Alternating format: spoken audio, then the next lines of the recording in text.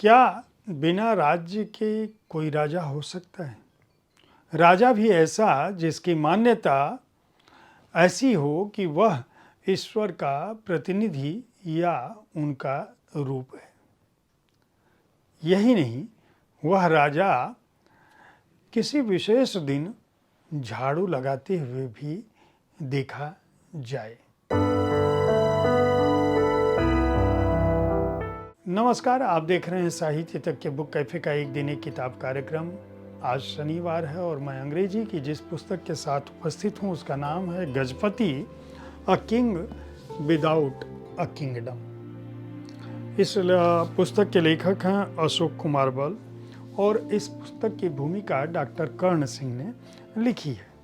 दरअसल गजपति जो है वह एक महाराजा की टाइटल है जो उड़ीसा पर कभी राज्य करते थे। उड़ीसा से अधिक उनका साम्राज्य जो है वह गंगा के एक किनारे से होते हुए, उत्तर में गंगा के किनारे से होते हुए दक्षिण में कावेरी के तट तक जाता था। एक बड़े साम्राज्य का राजा किस तरह से धीरे धीरे सिमटते हुए पुरी के राजा के रूप में प्रतिष्ठापित हो गया और पुरी के राजा के पास भी ऐसे राजा के रूप में जिसके पास कोई राज्य नहीं था, बल्कि जिसकी संवैधानिक जिम्मेदारियां या जिसकी राजकीय जिम्मेदारियां सिर्फ श्री जगन्नाथ स्वामी की सेवा करने तक निर्धारित था।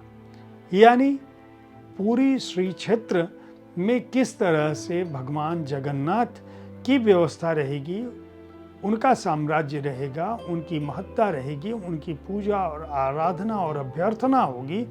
राजा का काम उस व्यवस्था के संचालक के तौर पर निर्धारित है। जिस जमाने में इनके पास राज्य हुआ करता था उस समय भी यह माना जाता था कि इस समूचे क्षेत्र के स्वामी जो है वह लॉर्ड जगन्नाथ हैं, भगवान जगन्नाथ हैं।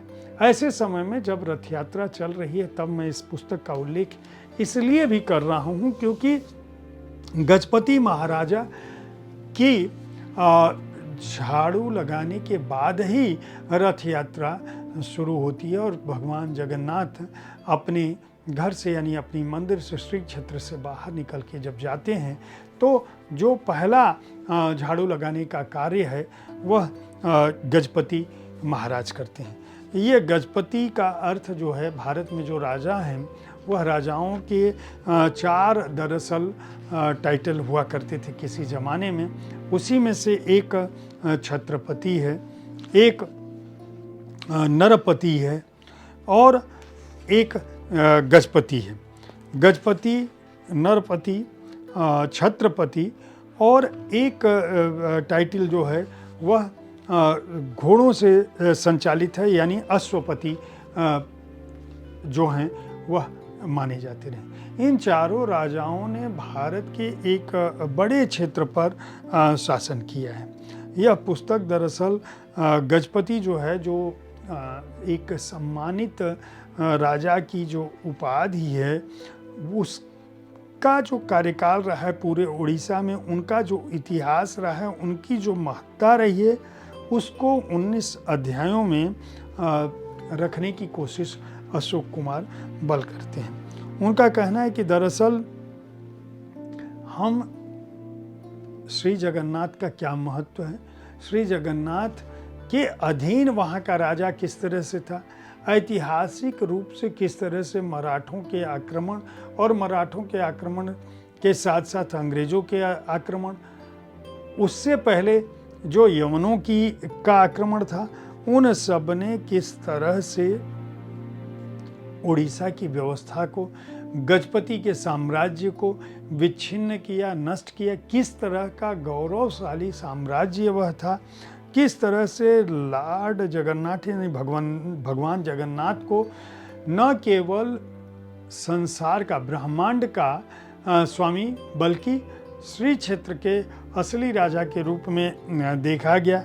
गजपति की क्या उसमें भूमिका थी, वह सब कुछ इस पुस्तक में उन्होंने लिखा है। उन्होंने इस बात को भी बताया है कि ओडिशा, जिसको हम बाद के दिनों में कलिंग कहते हैं, वह अपने गौरवशाली समय में किस रूप में स्थापित था।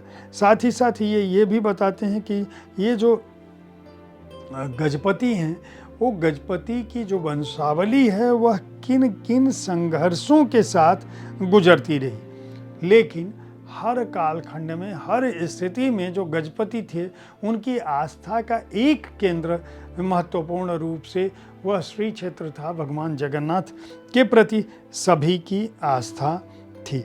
उनका ये भी कहना है कि दरअसल हम जब गजपति के इतिहास को देखते हैं तो हमें यह जानना चाहिए कि किस तरह से ऐसा भी समय था जब गजपति की वंशावली के लिए गोद लेने की प्रक्रिया अपनाई गई।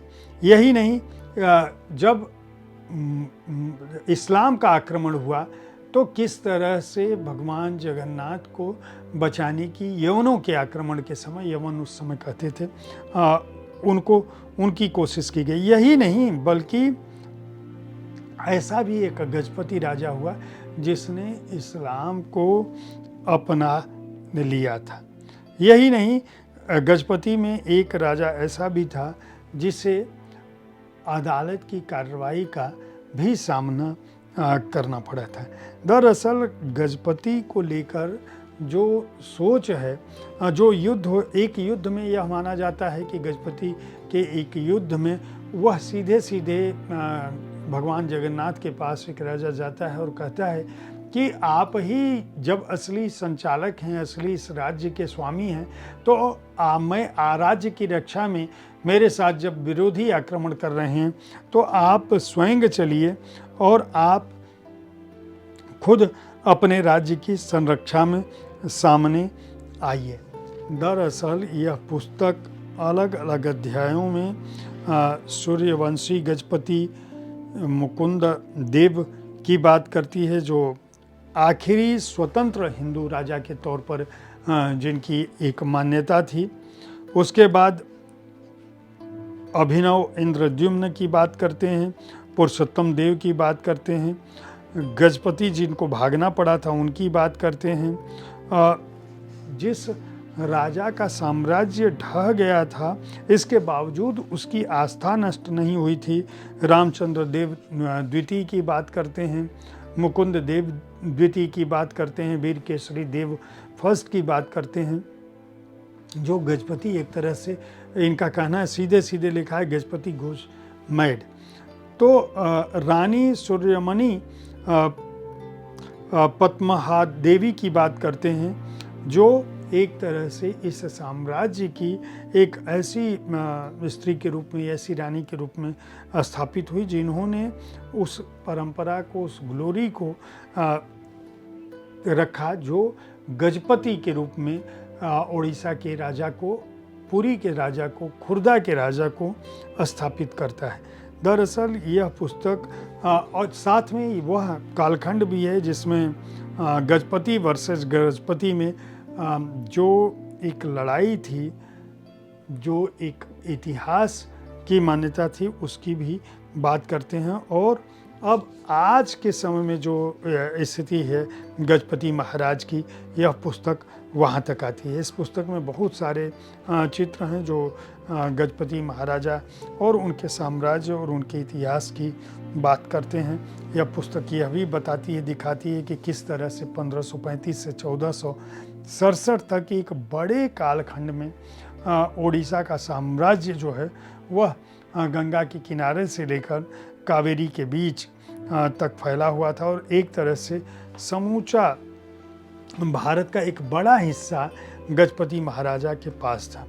पुस्तक में भगवान जगन्नाथ और उनकी रथ यात्रा, उस रथ यात्रा से जुड़ी हुई आस्था और उस आस्था के साथ साथ किस तरह से ओडिशा की जनता के मन में गजपति का सम्मान, चाहे उनके पास कोई राज्य परिधि हो न हो, राज्य की कोई सीमा हो न हो, फिर भी गजपति महाराजा की जो अहमियत है ओडिया लोगों की नज़र में, ओडिशा की जनता की नज़र में और पूरे भारत की नज़र में सिर्फ इसलिए क्योंकि वह भगवान जगन्नाथ के प्रथम सेवक के रूप में स्थापित हैं। यह पुस्तक इस बात का भी उल्लेख करती है।